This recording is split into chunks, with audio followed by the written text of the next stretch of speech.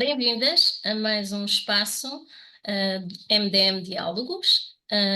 Desta vez, como sabem, aliás, este espaço é organizado pelo Movimento Democrático de Mulheres e pela Comissão de Direção da Federação Democrática Internacional de Mulheres. E eu aqui adentei-me um pouco porque eu queria explicar que desta vez este espaço de diálogo vai ser um pouco diferente. Nós tivemos um ano de 2023 muito conturbado a vários níveis, e o ano 2024 avizinha-se como igualmente conturbado, se não mais conturbado ainda. E, portanto, nós decidimos fazer um exercício prospectivo. Partindo de análises do 2023, nós queremos, de alguma forma, dar uma perspectiva do que é que serão as dinâmicas de movimentos populares, de lutas, que se avizinham para o 2024 e da importância das mesmas num contexto global e, obviamente, com pontos para o nosso contexto local de país, neste caso. Ok? E, portanto, para dar início a estes diálogos, eu vou passar a apresentação e temos connosco, como habitual, a Regina Marques, membro do Secretariado Nacional do MDM e do Comitê de Direção da FDIMA. Temos também a Ana Soto, membro do Secretariado Nacional do MDM, a Tânia Mateus, membro do Secretariado Nacional do MDM, e eu, Ângela Brandão, membro do MDM. E, portanto, vamos iniciar estes diálogos com um tema que, infelizmente, tem estado muito presente, esteve muito presente em 2023 e tudo indica que vai continuar a estar muito presente em 2024, que são os contextos de guerra. E para analisarmos este tema, eu gostaria de mostrar aqui alguns... conseguem ver? Não. Não, então só um segundo.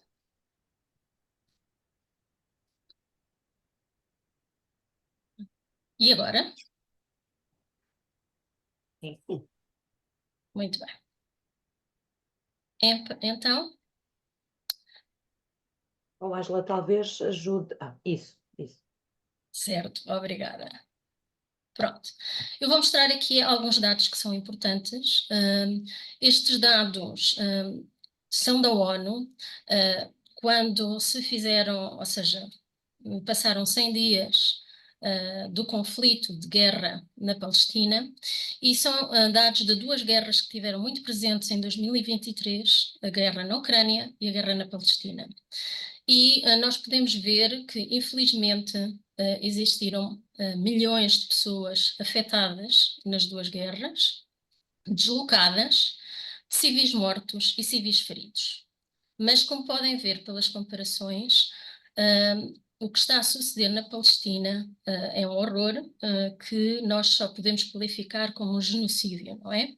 E, aliás, como todos sabem, a África do Sul interpôs no Tribunal Internacional de Justiça uma queixa de genocídio contra Israel.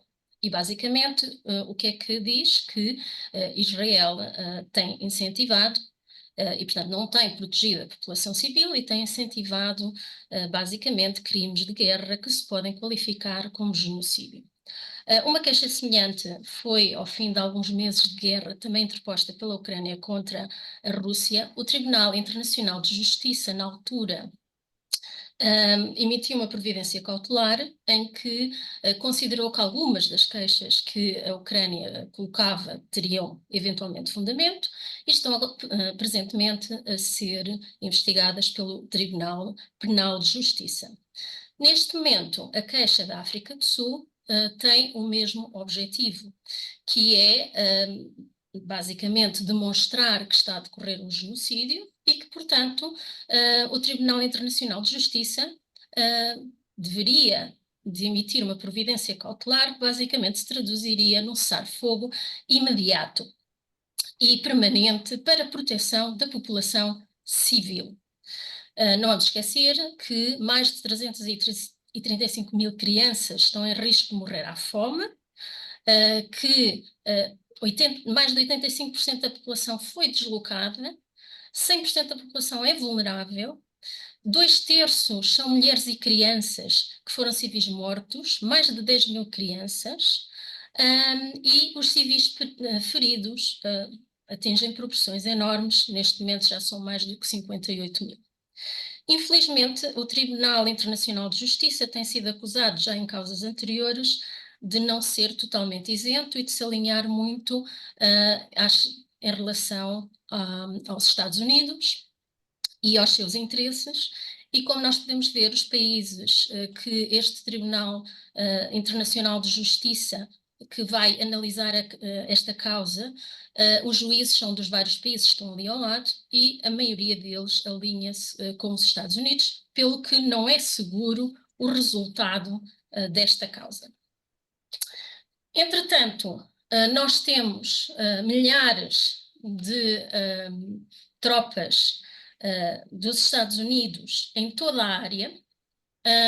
Como sabem também, o Iêmen, em solidariedade com o povo da Palestina, decidiu atacar cirurgicamente os navios que iam para Israel ou que vinham de Israel, coisa que, em retaliação, os Estados Unidos começaram a bombardear também o Iêmen, e eles decidiram que os barcos estadunidenses também seriam alvos destes ataques, que ainda não causaram, que se saiba, nenhum morto. E seriam alvos destes ataques, estava eu a dizer, porque se solidarizaram com Israel. Neste momento também, tanto os Estados Unidos como Israel já atacaram vários países, Líbano, a Síria, o Iraque, o Irão e o Iêmen. Por último, eu gostaria de mostrar este último aqui gráfico, que basicamente mostra que os Estados Unidos, em azul, do lado esquerdo, é o maior vendedor de armas do mundo, seguido da Rússia, de França e depois outros países. Vou parar agora, interromper aqui a partilha e lançar a minha pergunta à Ana Soto, que me diga o que é que acha.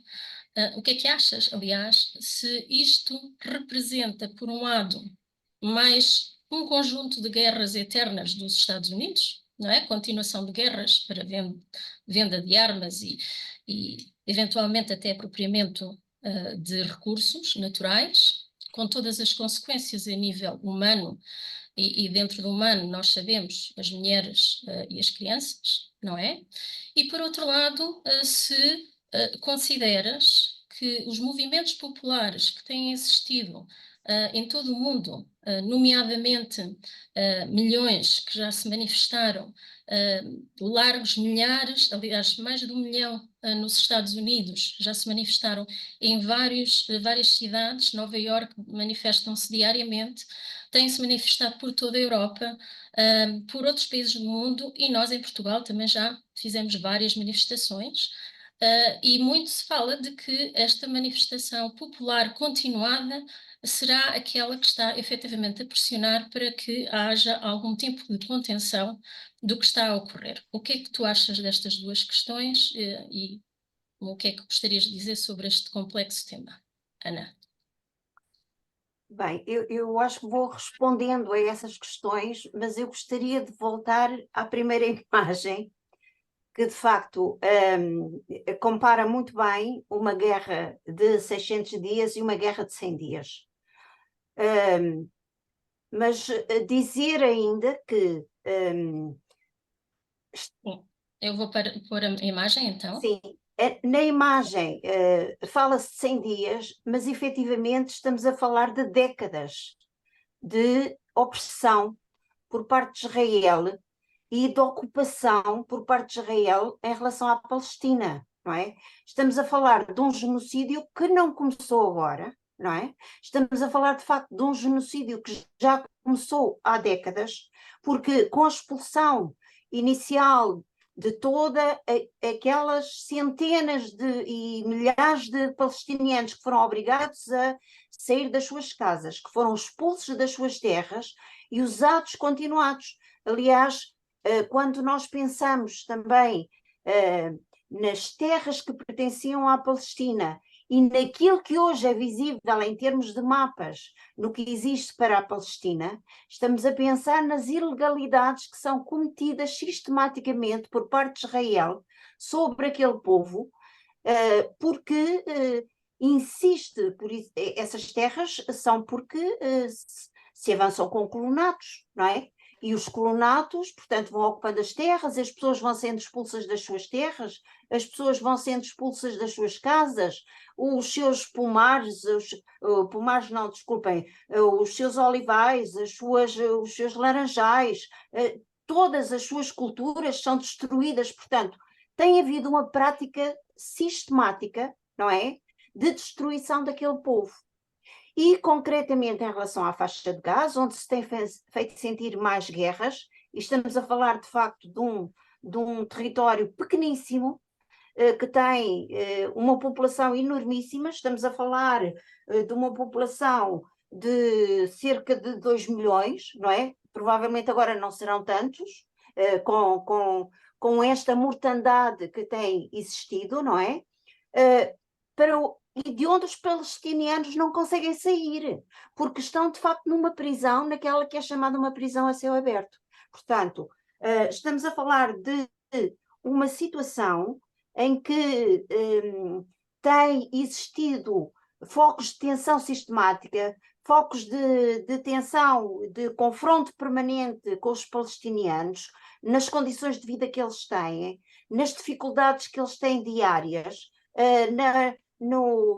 nas prisões arbitrárias a que estão sujeitos, nas violências a que estão sujeitos, nas humilhações a que estão sujeitos, não é? E que de vez em quando há uma retórica no sentido que Israel tem que se defender disto ou daquilo e, portanto, faz uma limpeza. E neste momento tem feito uma limpeza de tal maneira que temos estes dados que aqui estão à vista, não é? Portanto, e se compararmos com os 600 dias da guerra na Ucrânia, que não deixa de não ser dramática, e que estes dados e estes números que aqui estão não deixam de ser dramáticos, não é? Mas se compararmos, de facto, isto tem uma extensão que traduz toda a desumanidade que está aqui presente, não é? E, portanto, falar disto que é uma barbárie autêntica. Estão aqui ditos os milhares e milhares de mortes que têm acontecido, as crianças, não é? Muitas e muitas famílias inteiras dizimadas, não é? Que desapareceram, com bombardeamentos sistemáticos a hospitais, pessoal médico, pessoal de apoio humanitário, incluindo da ONU, sem água, sem eletricidade, sem condições mínimas de viver. Portanto, estamos a falar de facto de uma barbárie e de facto é um genocídio. E isto mostra também que há aqui dois pesos e duas medidas, porque quando um Tribunal Internacional de Justiça, por pressão de determinados países e determinadas entidades, e nós sabemos quem está normalmente por trás, não é? De tudo isto.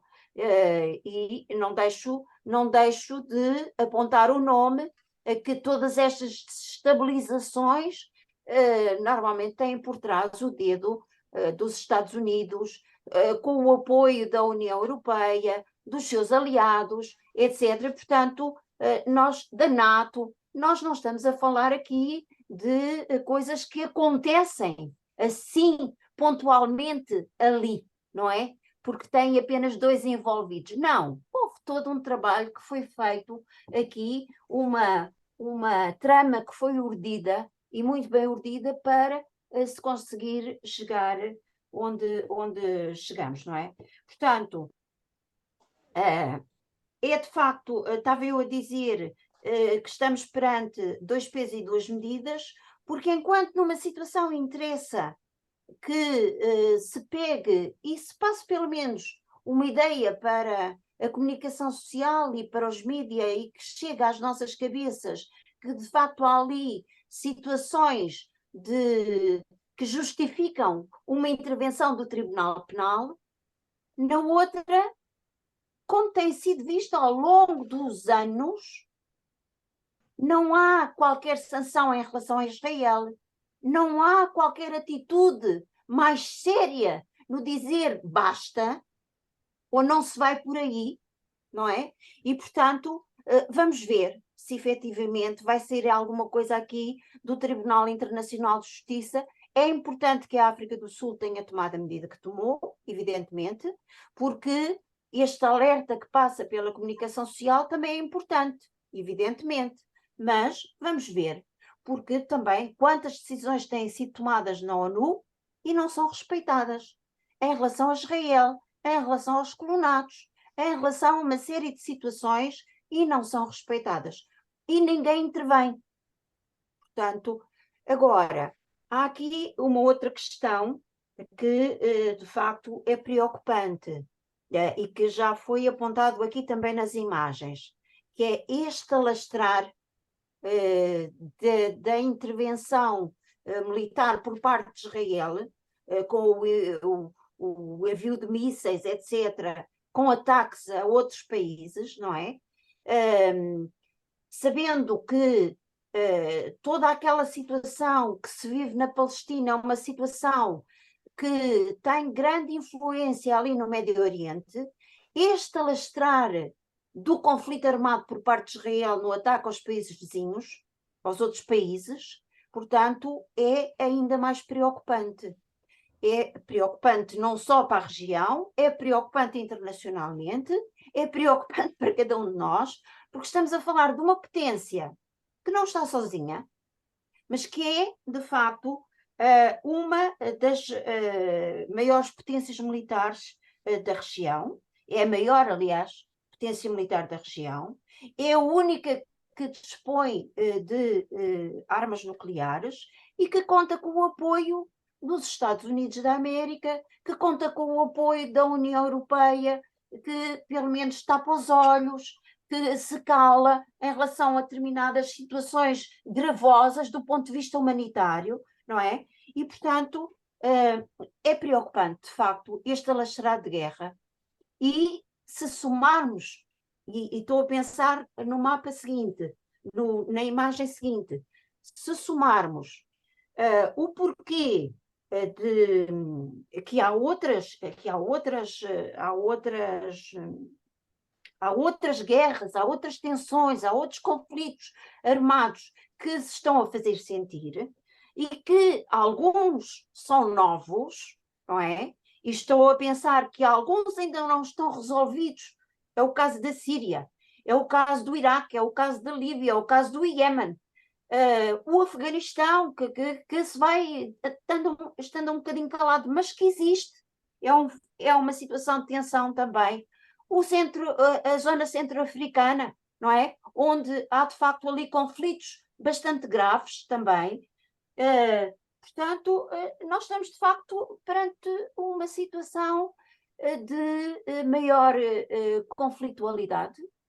Parece que há, de facto, aqui uma situação, uma vontade de fazer escalar a guerra no mundo, em vários pontos do mundo, e tudo isto tem, de facto, aqui interesses por trás. Há interesses armamentistas, sem dúvida alguma, não é? Portanto, estes fluxos que aqui estão de venda de armas não aparecem do nada e não querem diminuir, vão querer aumentar. Mas também há outro tipo de interesses, não é? Portanto, há interesses de domínio geoestratégico, de exploração de recursos. Portanto, e nós vemos o que é que está a acontecer com o petróleo na Síria, ou com o Iraque, ou com o Líbano, não é? Para além de outros recursos que podemos falar de outros sítios. E, portanto, há de facto aqui interesses de vária ordem que estão por trás e temos sempre o dedo apontado aos mesmos, mas não é porque nós queremos apontar o dedo, é porque efetivamente todas as provas remetem para a sua interferência nas tramas que urdem, nos desequilíbrios que promovem, no desestabilizar os governos de países, deitando abaixo governos que foram democraticamente eleitos, como aconteceu, por exemplo, na Ucrânia, não é? Portanto, não chegamos a uma guerra na Ucrânia, assim como tendo aparecido do nada. Portanto, houve toda uma trama que foi urdida até se chegar à situação atual.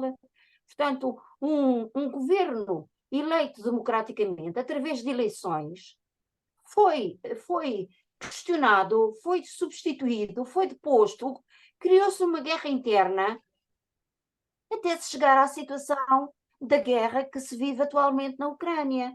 E, de facto, e noutros países nós verificamos também isso. Portanto, há aqui, de facto, um ascenso, um crescer neste escalar de guerra e em vários pontos do mundo. A última é entre o Paquistão e o Irão, não é? Portanto, a questão do Iémen, exatamente, também porque apoiaram a Palestina, mas isso é apenas a desculpa, não é? Porque as coisas já estavam a caminhar no sentido de conversações de paz e neste momento há que trazer ali mais alguma tensão, mas também podemos falar do Mar da China, não é? Portanto, há aqui de facto focos de tensão muito grandes no mundo e é uma situação que de facto é preocupante porque são situações dramáticas quando se vivem situações de guerras ou de conflitos armados, são situações dramáticas do ponto de vista humano, mas também do ponto de vista ambiental e que economicamente também depois nos vai tocar a cada um de nós. Portanto, há aqui todo um conjunto de situações, não só pelo que nos choca em termos da solidariedade que temos com os povos, mas também nos choca depois nas consequências diretas que tem em cada um de nós. E, portanto, é muito preocupante. Eu não sei se fui respondendo às questões. Acho que, Ana, só falta a referir se consideras ou concordas que a nossa mobilização coletiva e individual que tem assistido à volta do mundo, porque tem sido bastante dinâmica e tem atravessado os continentes e os vários países, tem havido mobilizações, eu diria, em todos os continentes, e mobilizações massivas, tanto nos Estados Unidos como na Europa, contra o que se está a passar, não é? Se tu consideras que isso consiste efetivamente em algo que poderá fazer a diferença, ou nem por isso? Eu acho que as movimentações são sempre um abraço que se dá aos outros povos. São sempre um ato de solidariedade. E isso ninguém pode retirar a essas movimentações. E, portanto, são sempre uma forma de dizer nós estamos aqui e evidentemente que quanto a opinião pública também faz alguma pressão. Eu também considero que sim, que a opinião pública faz alguma pressão. E, portanto, essas movimentações, quanto mais pessoas tiverem, etc., maior pressão poderão fazer em termos de opinião pública. Se elas de facto têm eficácia, bom, isso temos que analisar com o tempo, porque de facto, em algumas situações, a mobilização pública tem mais eficácia que noutras, porque nós estamos aqui também perante forças muito poderosas, não é? E que essas sim é necessário conseguir derrotar. E, portanto, mas depois temos que ver como é que temos que trabalhar para isso, não é? Temos que trabalhar para isso. No nosso caso, concretamente, trabalhando para pressionar, por exemplo, o nosso governo, não é? Para que cumpra a Constituição da República Portuguesa, que é clarinha em relação a estes aspectos, não é? E, portanto, penso que as pressões têm que passar também por aí, pela opinião pública, pela manifestação de rua, sim, mas também por outros processos. Uhum.